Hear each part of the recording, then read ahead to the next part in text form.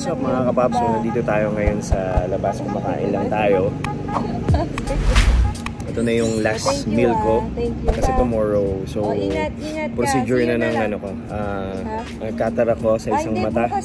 So, tatanggalin na dito. Ito kasi ito, tapos na to eh. Ito isa. So, ito, open na to tomorrow. So, after tanggalin yung cataract, mga kapaps, so, lalagyan siya ng multifocal IOL lens.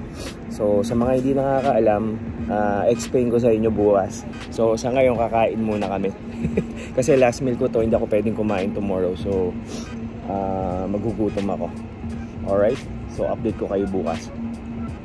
So, yun guys, good morning. So, eto, papunta na tayo ngayon sa ospital. So, gagawin na yung procedure natin, yung surgery natin para dito sa may mata ko, dito sa cataract. So, ito na yung last. So, hopefully, wala na mangyari uli sa akin surgery. So, ayun, on the way na ako. So, tingnan natin, sana maging successful ulit. So, ayun na nga guys, no? So, nandito muna kami ngayon sa supermarket. So, bili muna ng coffee. Ano yan?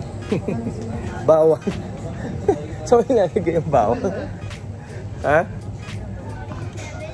Mo yan. O, yan. Bumili muna si Mai na coffee. So, ako mamaya pa ako pwede kumain.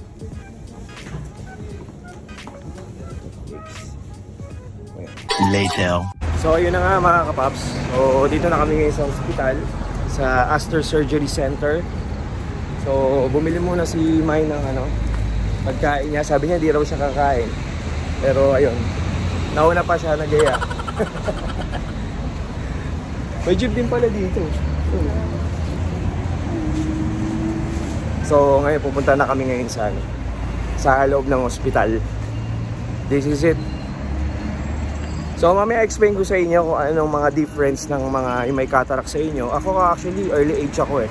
So mamaya na nagkaka-cataract, usually mga 60 years old daw nag-start yung cataract. So mamaya explain ko sa inyo kung anong mga difference ng mga lenses. So nandito na tayo ngayon sa Astor Surgery Center. Waiting lang. So naka-chinelas lang ako kasi mamaya magsusuot din ako ng puruntong. So, ayun na nga guys. So, dito, waiting lang. Kasi actually, yung schedule ko, 8:30 pa. So, tapos, siguro hintayin ko lang. Tapos, hihiga na ako dun uli sa kung saan ako hihiga. Tuturukan na naman ako ng mga kung ano-anong gamot. Pero, ito, last na to. And then, 100% natis itong Christmas. Full na yung clear na yung dalawang mata ko. So guys, andito na nga tayo, nakahiga na tayo ngayon. So nilagyan na tayo na ito. So mamaya surgery na natin. So hintay-hintay lang, pahinga lang. So ayun ang outfit ko. See you guys mamaya. Later. So guys, ito nga katatapos lang ng surgery ko. Ayan o. So, siguro mamaya 1 o'clock tatanggalin na yung doktor. So, for now, magre-relax muna ako dito uli. So, mamaya ako na-explain sa inyo kung anong difference ng mga lenses. Medyo nanghina ako kasi, nga ba nakahiga ako, gutom ako eh. Medyo nanginig ako. So, pero ngayon okay lang. So, see you mamaya. Later. So, yun mga kapaps, tapos na nga tayo. So, ito kakaalis lang natin galing sa hospital. So, magta-taxi na tayo. So, ayun, may nakita akong Ferrari. Ayun o. Ganda. Ferrari. Sheesh.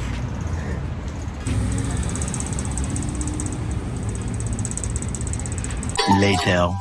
So ayun na nga mga kapaps, no? So nandito na tayo ngayon, nakauwi na tayo ngayon sa bahay. So ayun, gaya nga nasabi ko sa inyo kanina, explain ko sa inyo sa mga Pinoy usually, yung mga nakaka-experience na nagkakaroon na early age ng cataract like me. age of 44, nagkaroon na ako ng cataract. So, ayun, explain ko lang sa inyo, ang short explain. Hindi naman ako doktor, pero based on my experience, kasi dalawang mata ko nagkaroon ng cataract. So, usually sa atin, nag-start like around 55 to 60, 70 years old. Pero ako, early age 44. So, ang bata ko pa para nagkaroon ng cataract. Hindi ko alam kung ano nangyari sa akin, bakit ang aga ko nagka-cataract. Siguro, sa ano na rin, sa family, kasi ang natatandaan ko lang yung ano ko lang, yung grandfather ko lang nagkaroon ng cataract at saka yung mother ko. So, baka naman ako yun. So, pero ngayon, sobrang linaw ng paningin ko. Actually, unang-una, pag yung dalawang mata mo may cataract, hindi yan sabay. Isa lang yan. Isa lang ang sabi ng doktor ko, yung ophthalmologist. So, kasi yung una, hindi ko alam kung na may cataract ako, ang daming tumagal ng years. Pero yung one time na sobrang hindi na ako makapag-drive, hindi ko na mabasa yung mga letters sa laptop, nahihirapan na ako. So, nagpa-check up na ako sa ophthalmologist. Kasi usually, punta ako sa Mega Mall, sa mga yung mga bilihan ng mga salamin. So, chine-check yung mata ko, lahat ng lens, wala akong mabasa. So, yun ang suggest sa akin na kailangan ko na pumunta sa doktor, sa ophthalmologist. So, ayun, nandito nga ako sa Dubai. So, the good thing is, covered naman ng insurance. Meron ako insurance dito sa Dubai. So, nagpaano ako na punta ako sa hospital. So, ophthalmologist. Chinek yung ko. Ang daming mga procedures. Chinek lahat yung yung mata ko. So, ayun na nga. Nakita na yung dalawang mata ko kailangan operahan kasi meron cataract. So, early age. So, ayun. Yun nga, kinausap ako ng ophthalmologist, ganyan-ganyan. So, kailangan ka operahan, ganyan-ganyan. So, ang sinuggest sa akin ng doktor, syempre, isasuggest ng doktor, syempre, sa'yo, yung pinaka-the best. So, yun nga raw, surgery ako, pero yung lens na multifocal na ilalagay, kasi pagkatapos mong operahan sa mata, kinayod yan, operahan yan. Kahit tingnan nyo sa YouTube kung paano operahan ng may cataract surgery. So, operahan yan to. So, mawawala na yung lente ng mata mo, yung pinaka-eyeballs mo. Yan, dito. So, papalitan yan. So, meron, nalalaman ko lang, ang sinuggest lang sa akin, syempre, yung multifocal IOL. Yun yung pinaka-the best, one of the best na lente. Pagkatapos ka operahan, yun yung ilalagay, papasok doon sa eyeballs mo. So, ang problema, at merong isa yung monofocal. Yung monofocal, yun yung standard na lente. Usually, sa insurance, actually, chinek ko na yan, nag-research sa YouTube, sa lahat sa Google, usually, hindi talaga pala kino-cover ang multifocal lens, IOL. So, kaya lang, ang nagkaroon ng problema, halos muntik na ako himatayin. Ang sabi ng doktor, itry mo sa insurance mo kung mako-covered, pero hindi talaga. Kahit nag-research ako, hindi talaga covered yung multifocal IOL.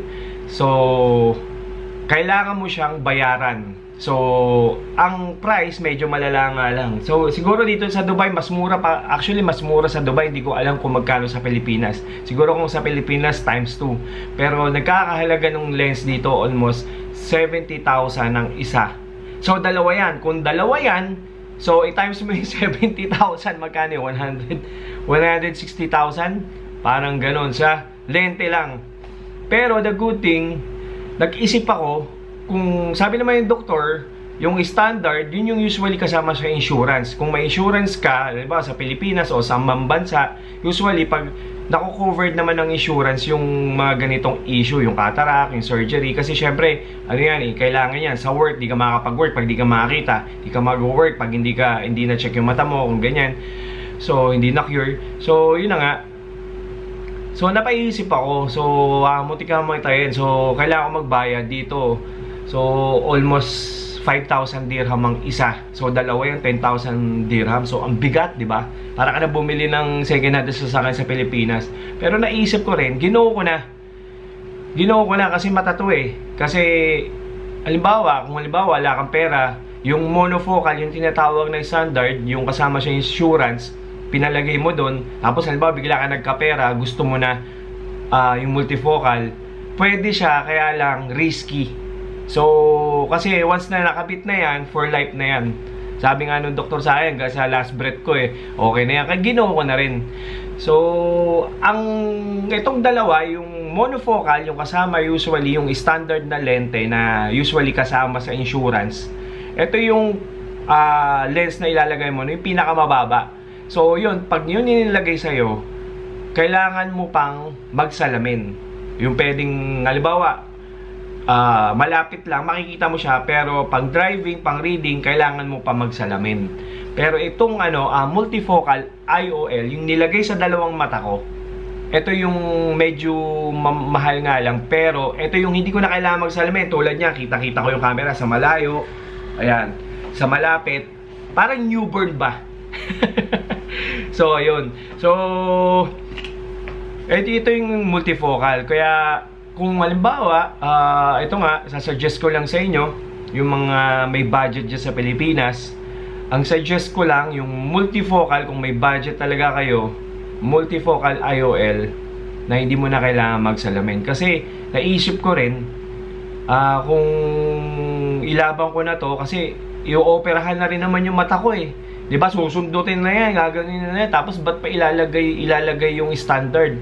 Kumbaga, nilabang ko na. Kasi mata naman to importante to, mata natin to, kasi wala tayong magagawa pag yung mata natin, 'di ba? Usually pag nagsasalamin, pero ito may salamin ako.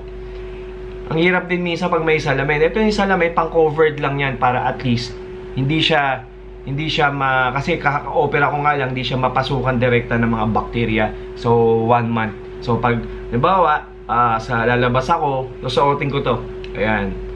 Yan, clear lang yan. Clear lang yan, susuotin ko yan. So, ayun.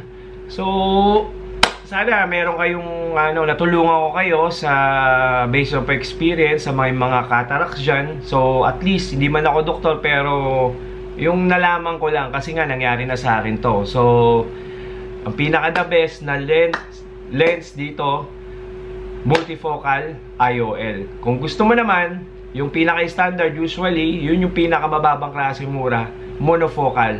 So, yun yung mga lente. Maraming lente dyan. So, i-search nyo lang sa Google. Pero, eto nga, nakita mo to, multifocal, baby. So,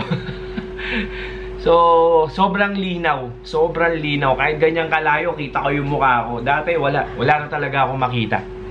So, ayun mga kapar. So, hanggang dito na lang. So, at least,